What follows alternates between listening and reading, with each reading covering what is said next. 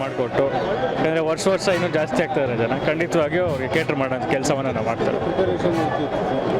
ಸುಮಾರು 1.5 ತಿಂಗಳಿಂದನೂ ಕೂಡ ನಿರಂತರವಾಗಿ ಪೂರ್ವ ಸಭೆಗಳನ್ನು ಮಾಡಿಕೊಂಡು ನಾವು ಕೂಡ ಮಾಡಿದೋ, ಡಿ ಸಿ ಅವರು ಕೂಡ 2 ಬಾರಿ ಮಾಡಿದರು, ಎ ಡಿ ಸಿ ಅವರು ನಿರಂತರವಾಗಿ ಬಂದು ಹೋಗುವಂಥ ಕೆಲಸವನ್ನು ಮಾಡ್ತಿದ್ರು. ಅದರಿಂದ ಇವತ್ತು ಯಶಸ್ವಿಯಾಗಿ ಜಾತ್ರೆ ಮಹೋತ್ಸವ ಸಾಗ್ತಾ ಇದೆ. ಆದರೆ ಇನ್ನೂ ವ್ಯವಸ್ಥೆ ಆಗಬೇಕು. ನಮಗೆ ಲಕ್ಷಾಂತರ ಜನ ಇಲ್ಲಿ ಸೇರುವಂಥ ಒಂದು ಪದ್ಧತಿ.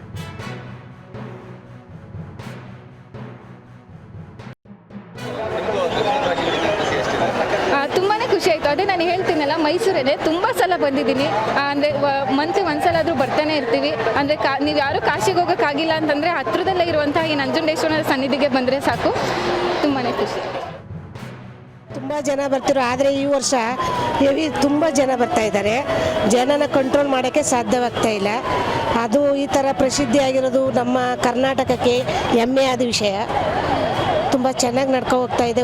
ವರ್ಷ ತುಂಬ ಗ್ರ್ಯಾಂಡಾಗಿ ನಾವು ಸುಮಾರು 10 ವರ್ಷ 15 ವರ್ಷದಂತೂ ಬರ್ತಾ ಇದ್ದೀವಿ.